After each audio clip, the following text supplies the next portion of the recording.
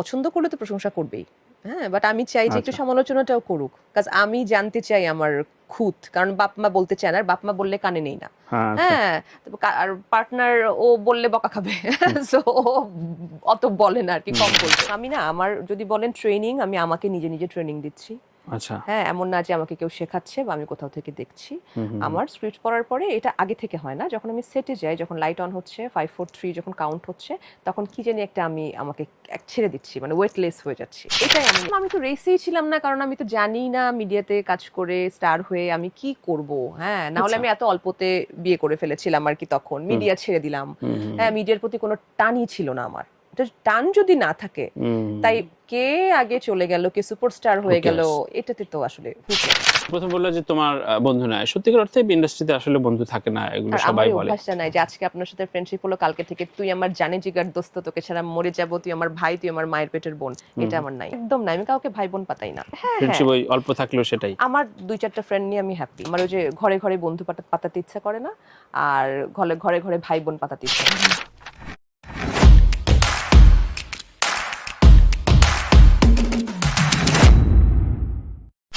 কেউ আসলে নায়িকা শব্দটার ভূমিকায় নিতে চায় না। অভিনেতা সময় পাল্টে গেছে আসলে। ফ্যানদের অনেক জ্বালা যন্ত্রণা সহ্য করতে হয়, তারপরও কিছু কিছু কমপ্লিমেন্ট আবার খুব অনুপ্রেরণা দেয়। এরকম কিছু কমপ্লিমেন্টের গল্প শুনি। কাজের ক্ষেত্রে যদি বলি, তার আগে ক্লিয়ার করি যে আছে না কিছু মানুষ যে মানে সমালোচনা করে, যেসব ফ্যানরা, তাদেরকে আমার বেশি পছন্দ। রাদার দেন হচ্ছে যারা প্রশংসা করে। প্রশংসা তো পছন্দ করলে তো প্রশংসা করবেই। হ্যাঁ, বাট আমি চাই যে একটু সমালোচনাটাও করুক। কাজ আমি জানতে চাই আমার খুঁত। কারণ বাপ-মা বলতে চায় না, আর বাপ-মা বললে কানে নেই না। হ্যাঁ, আর পার্টনার ও বললে বকা খাবে। সো ও অত বলে না আরকি, কম বলবে। কাছের বন্ধু বান্ধব সব বায়াসড, স্বাভাবিকভাবে ভালোবাসার মানুষ তো বায়াসড হয়। তো আমি চাই যে আমার একটু বলুক যে না। কিন্তু ক্রিটিক তুমি ঠিকঠাক নাও না? আমি নিতে পারি, ও বাবা, আমি খুব ভালো নিতে পারি, পরিবারের বাইরে। হ্যাঁ, মানে তোমার কোনো কাজের প্রশংসা, মহানগর হোক, ডিমলাইট হোক, তোমরা প্রশংসা তো আমি সব খুবই বেশি পেয়েছি, খুব বেশি পেয়েছি।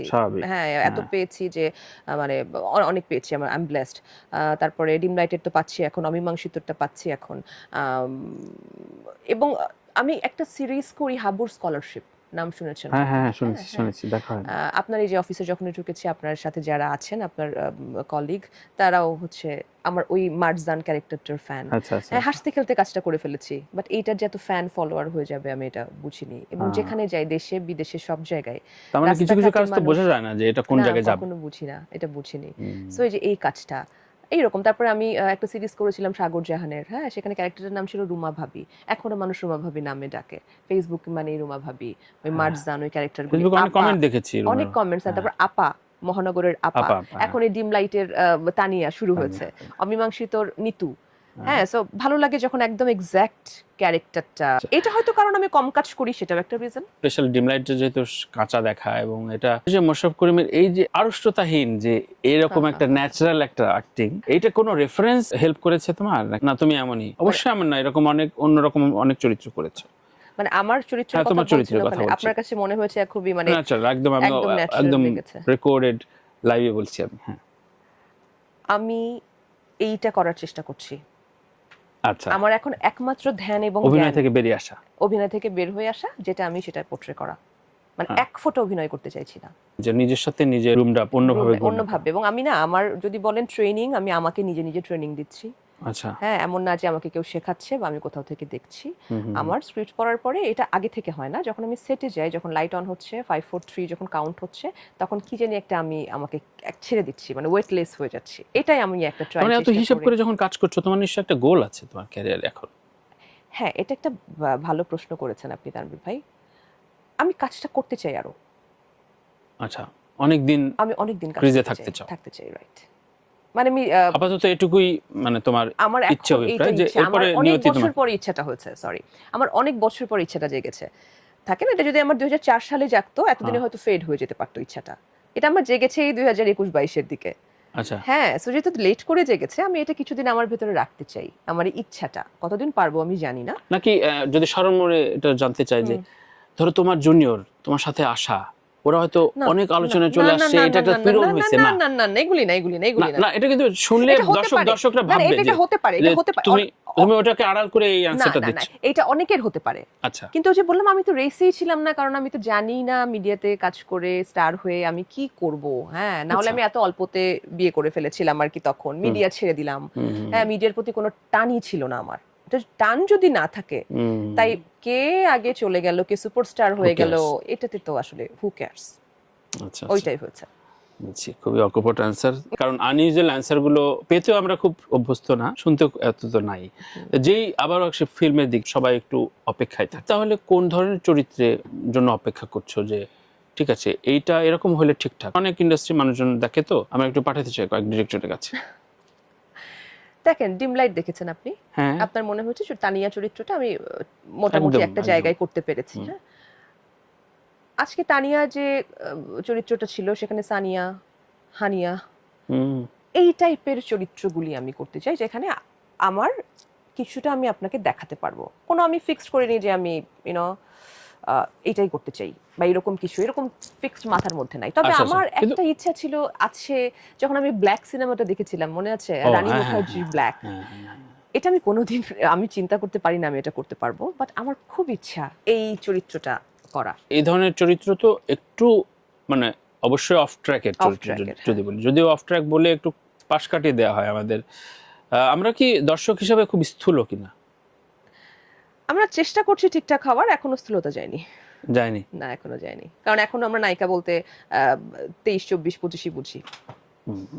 হ্যাঁ। একটা 50 বছরের নায়িকা যে হতে পারে, শেফালি শাহ, হ্যাঁ। ডেইলি ক্রাইম, যেটা আমরা নেটফ্লিক্সে দেখছি, দুর্দান্ত, right. শি ইজ দ্য, তিনটা সেই সিজন পর পর নায়িকা। ক্যারি করলো। হ্যাঁ, সে নায়িকা ওখানে।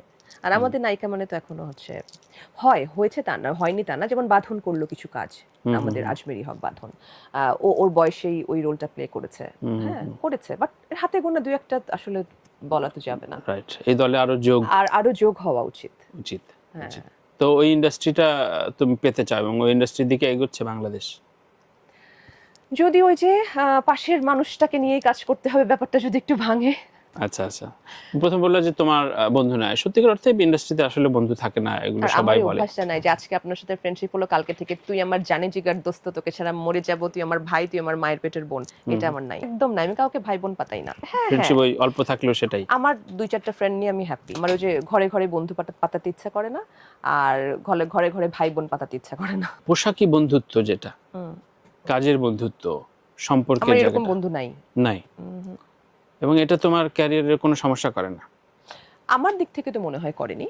এখন অনেকের দিক থেকে মনে হতে পারে যে আসলে যদি একটু অফিসে অফিসে ঘুরতা, তাহলে তো হচ্ছে মানে একটু আড্ডা মারতা, যদি আজকে ওই প্রোডাকশন হাউসের অমুকের সাথে তোমার একটু বন্ধুত্ব থাকতো, নেগেটিভ বন্ধুত্ব, না, না, না, না। নর্মাল একটা বন্ধু থাকতো, তাহলে তো তোমাকে আজকে কাজটাতে নিত। এগুলো যে আমি ওভারহিয়ার করিনি তা না। হ্যাঁ, বাট এগুলোই আমার স্কিন ঠিক এই ব্যাপার। কারণ অনেক তরুণীরা তো দেখেন, তার মানে এগুলো না করেও তো তানজিক আমিন হওয়া যায়, এটা তো একটা বড় তানজিক মোটিভেশন। আমিন এমন কিছু হয়নি। আপনি এটা মানে বলছেন, আমি এটা গায়ে নিচ্ছি না, কারণ না, আমি না। আসলে কিছু হতে পারিনি এখনো তানভীর ভাই। এটা আপনার ভালোবাসা থেকে আপনি আমাকে বলছেন। না, অবশ্যই না। But, তুমি যে জায়গাটা এখন দাঁড়িয়ে আছো, সেই জায়গাটা তুমি যদি বলো যে রাহুল দ্রাবিড়ের মতো অনেক দিন ধরে তোমার নিজে থাকতে চাও, সুতরাং সেই জায়গাটা তো আসলে ধারে কাছে। আমরা বারবার জয়ার প্রসঙ্গটা টানি, জয়ার আসলে সাকসেসটা হচ্ছে ওর অনেক দিন ধরে টিকে টিকে গেছে, গেছে। এটাই মানে সবচেয়ে বড় সাকসেস। হ্যাঁ, হ্যাঁ। ও আমাকে প্রশ্ন করছে, আমি এই অ্যান্সারটাই করেছি।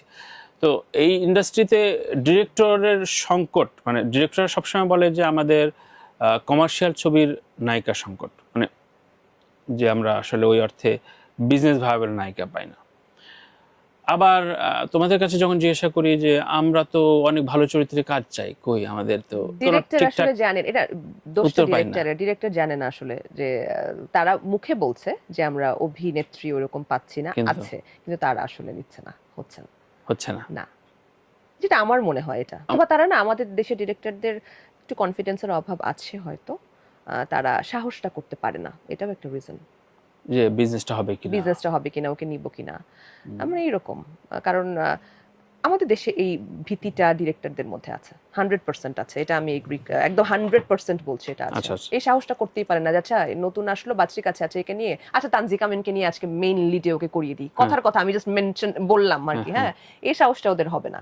আরে দূর ও কি করবে না, দূর আবার চারজন কথা বলবে হ্যাঁ এইটা তারপরে ঘুরে ফিরে তাকেই নিবে যেটা তার আগে থেকে ধারণা ছিল তাকে নিবে, সো লাইক দ্যাট। আচ্ছা, যে বন্ধুত্বের কথা ভুলে গেছিলাম, তোমরা নিজেরা প্রশংসা করতে খুব কৃপণতা মানে পোষণ করো, মানে ইন্ডাস্ট্রি আমি যখন জিজ্ঞাসা করি ধরে বলি, যেমন মনপুরার নাকি 6 মাস পরে কোন একজন তারকা চঞ্চলকে ফোন করে থ্যাঙ্কস জানাইছে, এই 6 মাসে নাকি সারা বাংলাদেশ ফোন করে ফেলছে, দেখা যাচ্ছে ইন্ডাস্ট্রির একজন মানুষ তাকে ফোন করে বলে নাই যে খুব ভালো কাজ করে ফেলছিস। এই যে একটা ইন্ডাস্ট্রিতে আমরা বেঁচে থাকি, কাজ করে যাচ্ছি, হা হা হি করে যাচ্ছি, এবং বন্ধু সারাক্ষণ আড্ডা মারছি, কত আড্ডা, কিন্তু ফোনটা করা হয় না। এই যে আমি আবারও বললাম, এই প্রশ্নের মানুষ আমি না, কারণ আমি যাদের সাথে কাজ করি তাদেরকে তো আমরা একটা ডিসকাশন হয়, বাট আমি যখন অন্য কারোর কাজ দেখি আপনি দেখবেন প্রত্যেকের মেসেঞ্জারে আমার একটা মেসেজ থাকে। আমরা আসলে কৃপণতা পোষণ করি। তুমি কতজনকে কাজে খুব প্রেইজ করেছো, তোমার দেখা কোনো প্রোডাকশন ভালো লেগেছে, এই অভ্যাসটা আছে তোমার? আমার আছে অভ্যাসটা, আমার আছে।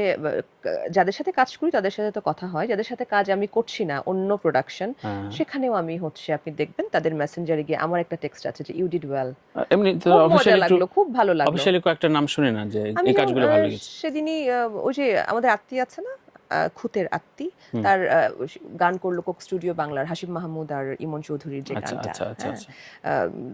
বাজি, ইয়েস, তা আমি আত্মীকে এসএমএস করেছিলাম যে আত্মী আমার ভীষণ ভালো লেগেছে। এইরকম আরো কত কিছু আছে। আর অভিনয়ের ক্ষেত্রে তো আমার কাছের গুলি, এখন কাছের গুলি তো চঞ্চল ভাইকে বলছি, বর্ষণকে বলছি, এরা তো কাছের মানুষ, তো এদেরকে আসলে বলাটা না বলাটা একই জিনিস। হ্যাঁ